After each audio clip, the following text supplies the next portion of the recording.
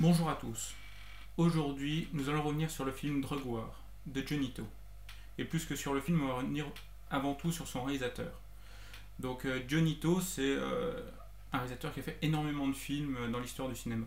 Il a fait en 30 ans de carrière, pour le moment, il a fait 67 films au 1er janvier 2014. Ce qui représente à peu près 2 films par an. Enfin, un petit peu plus de 2 films par an, ce qui représente un chiffre énorme. Limite, enfin très peu de réalisateurs tiennent une telle régularité dans les sorties de ces films. Euh, qu'est-ce qu'on peut dire sur lui? On peut dire que bon, il forme un duo avec Wei Kafei qui est très souvent au scénario et de temps en temps à la co-réalisation. Qu'est-ce qui apporte ces deux hommes au cinéma? Donc,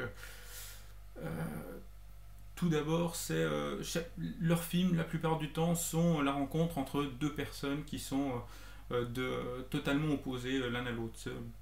Pour citer un exemple américain, on pourrait dire L'Arme Fatale, avec Martin Murtaugh et Martin Riggs et le lieutenant Murtaugh, qui sont voilà, les opposés directs. Et ben, dans le cinéma de Johnny To et de Wei Kar-wai, c'est exactement la même chose. D'un côté, on a le flic droit, intègre, etc. Ou gangster droit, intègre, etc. Et de l'autre, on a celui qui est beaucoup plus impulsif, beaucoup plus violent, etc. Un de ses films les plus connus, qui est Full Time Killer, on voit bien ça, c'est l'histoire de deux tueurs à gages. L'un est quelqu'un de très posé, qui réfléchit longtemps à l'avance, etc. Et l'autre attaque directe, il met un masque de président américain pour ressembler à Point Break et il va zigouiller la personne, la cible, quoi. Donc c'est donc voilà un cinéma. Bon, alors ils font beaucoup de polars et c'est vraiment voilà, c'est chacun de leurs films, c'est vraiment un jeu d'échecs entre deux personnes. Donc entre cette personne complètement structurée et cette personne totalement impulsive. Et leur but, c'est de, voilà, c'est de faire cette confrontation. Ce qui est vraiment très fort avec Johnny To, c'est que justement, ces films qui avancent comme une partie d'échecs, ça amène des duels où on n'a pas vu des choses aussi bien réalisées que les duels de Sergio Leone, par exemple, qui, euh, qui, euh, qui étaient vraiment des énormes montées en tension. Et là, ces films de Johnny To, c'est vraiment ça en fait. C'est que il place la situation avec voilà euh, un accessoire de la scène, etc., qui va servir à se cacher, qui va faire si les autres vont arriver. Il va pas y avoir le premier coup de feu va pas être tout de suite en fait. Il y a vraiment toute une mise en place, etc., qui fait monter la tension, qui fait monter le climax. Et c'est quelque chose qui fonctionne très très bien chez Johnny To. Euh, voilà, c'est un petit peu voilà, une grosse partie de ses films, du moins tous ses films qui sont des polars. Et donc, bon, ses plus grosses références en matière de polar, c'est Jean-Pierre Melville. Il a d'ailleurs voulu adapter Le Cercle Rouge il y a quelques années, mais il a visiblement pas pu, et c'est un réalisateur américain, je sais plus, je mettrai le nom en bas. C'est un réalisateur américain donc qui a pris sa place. C'était dû au départ avec un différent, avec un Delon, je crois. Enfin bon, c'est peut-être qu'une rumeur, faudrait vérifier. À la suite de ça, bon, il a tourné quand même Vengeance avec Johnny Hallyday, donc celui-ci qui est sorti en France au cinéma et bon, qui a pas eu un énorme succès, qui est pas le meilleur Johnny To.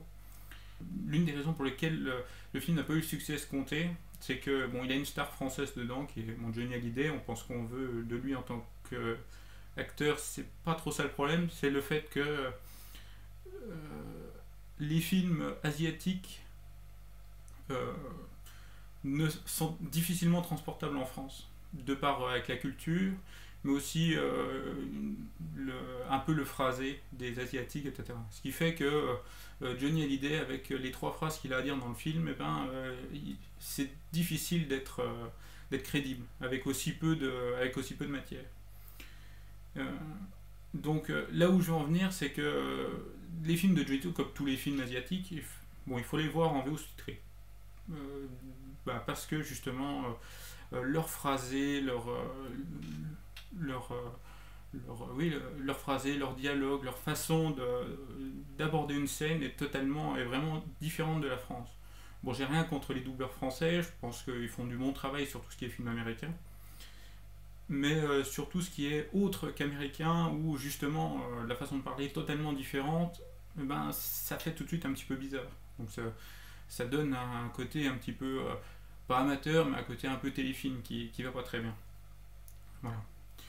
Voilà. Donc Johnito, c'est vraiment ça. C'est des duels à la Léon.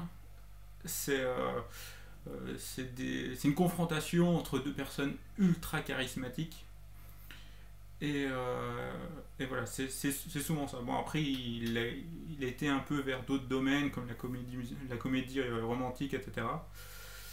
Bon, c'est pas sorti en France, donc bon, on peut pas trop savoir. Le petit défaut de Johnito, un petit défaut qu'on a vu sur certains films, pas sur tous, c'est que le gunfight en lui-même, il s'en fout. C'est-à-dire que il va préparer sa scène, il va préparer son duel longtemps à l'avance, il va faire monter sa tension incroyablement haut. Et au moment où ça pète, et ben là, il y a toujours, alors pas sur tous les films, mais j'ai vu ça par exemple sur Exilé, où les scènes de gunfight en elles-mêmes sont un cran en dessous. Elles sont pas totalement nulles, mais il y a un côté avec les ralentis, avec les choses. On n'est plus dans le même rythme, on n'est plus dans le moment où ça doit péter, en fait. Et donc c'est ça le seul petit défaut, parce que bon, la scène est quand même valable, mais un cran en dessous de ce qu'on a, une espèce de petite frustration qu'on a par rapport à la scène de duel. Voilà. Donc maintenant, venons-en à Drug War. Alors Drug War, c'est un film très particulier, parce qu'en fait, Johnito et Wai Ka-fai sont hongkongais. Et donc ils ont un petit peu, voilà, la façon de faire un peu de l'ancienne colonie anglaise, c'est-à-dire qu'ils peuvent se permettre beaucoup plus de choses. Drug War est un film chinois, c'est-à-dire fait dans le mainland, avec la Chine plus traditionnelle qu'en fait la Chine continentale. Du coup, les règles sont pas du tout les mêmes. Par exemple, on peut pas montrer de flics corrompus, on peut pas montrer de, criminels chinois. Enfin, c'est difficile, il y a un côté assez... la Chine est un pays qui censure encore énormément, on n'a pas le droit de dire ce qu'on veut en Chine. Et enfin, je sais pas si c'est encore le cas dans la vie de tous les jours, mais dans les films, il y a un peu ce côté un peu censure qui est encore présent. Qui fait que énormément de films de gangsters sont hongkongais et que les autres, il y a de temps en temps des prémices, mais c'est assez rare. Donc qu'est-ce que ça amène sur un film comme Drug War? Donc Johnito a eu des problèmes avec la censure, donc comme on l'a dit, mais il a quand même réussi à faire son film, à le sortir avec voilà, le timing habituel, etc. La seule petite chose, c'est qu'on peut relever déjà là, c'est que à la première vision du film, c'est à ce moment-là qu'on voit que Johnito est un grand cinéaste, parce que à la même manière que Hitchcock pendant le Code Ace, quand il avait fait Psychose, il a quand même réussi à sortir son film à lui en prenant en compte ce qu'a dit la censure, etc., et en nourrissant son film de ça. On a souvent les problèmes de ceux où on dit oui, voilà, la censure me fait couper mon film, du coup c'est pour ça qu'il est pas bien. Non, Johnito se dit bon bah voilà, il faut le sortir comme ça. De toute façon, lui, il veut entre guillemets envahir la Chine continentale en faisant des films, voilà, qui sortent un peu de Hong Kong. Et donc du coup, il prend ce qu'il y a de la censure, il essaye de l'apporter à son film en fait. Ce qui donne à son film un côté assez inédit, parce qu'on n'a encore jamais trop vu les rues de Chine traditionnelle pour un film comme celui-ci. Voilà. Après, au niveau de l'histoire, on a cette confrontation. Donc d'un côté, le flic sérieux, droit, intelligent, intègre, le professionnel. Donc c'est un agent des stupes qui arrête un malfrat. Et le malfrat se propose de donner un peu toute la bande, et donc ils vont tous les deux faire en sorte que tout le monde, de piéger en gros les grands parrains de la mafia. Euh, voilà, donc c'est un peu le point de départ du film, je vais pas trop en dire pour pas dévoiler l'intrigue. Qu'est-ce que j'ai pensé du film? Eh ben, j'ai adoré. Tout à l'heure, je disais que Johnny To avait un petit défaut, c'était les gunfights par ici, mais là, ils sont totalement réussis. Là, on se retrouve. On pourrait citer un peu Hit, qui est un petit peu dans le film avec des gunfights, quelque chose qui était vraiment excellent. Ben là, on se retrouve vraiment de ce niveau-là en fait. On a ces montées en tension qui sont. Il y a une scène avec un bus et des gamins qui sont contre les fenêtres, et puis les flics qui poussent une voiture pour essayer d'avancer, etc. On a vraiment cette mise en place euh, de duel qui est étourdissante, tellement c'est vraiment super bien fait, l'espace est super bien géré, la réalisation est géniale. Et au moment où ça pète, ça pète et ça fait du bien en fait, euh, parce que contrairement à énormément de films américains, ils vident pas 15 chargeurs pour toucher quelqu'un, c'est que quand ils tirent, ils touchent, et ils touchent c'est pour tuer, ou c'est pour une raison. Par exemple, à un moment dans le film, il y a pareil une scène de duel, et il y a une des flics qui est au milieu de la route touchée, et pour faire sortir pour dénicher les flics de derrière les voitures, le gangster principal, donc Louis Koo, s'amuse à tirer sur la flic pour les énerver en fait, et pour les faire sortir, et dès qu'il y en a un qui sort, flouf, il les tire comme un lapin. Et ça amène une tension assez énorme dans ce passage-là, c'est vraiment excellent. Il y a aussi d'autres passages un peu plus tôt dans le film. Il y a deux, deux, deux personnes qui vont dans un laboratoire pour faire de la drogue et qui sont sourds-muets. Et donc ça amène aussi des scènes parce que ils n'entendent pas les gens arriver, etc. Ils peuvent que les voir, ils peuvent pas se prévenir.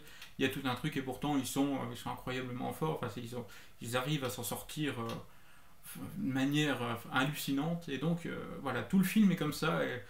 Et du début à la fin, voilà, c'est ce qu'on peut dire, c'est un chef-d'œuvre du polar en fait. Je pense que voilà, on peut vraiment le dire, c'est un chef-d'œuvre.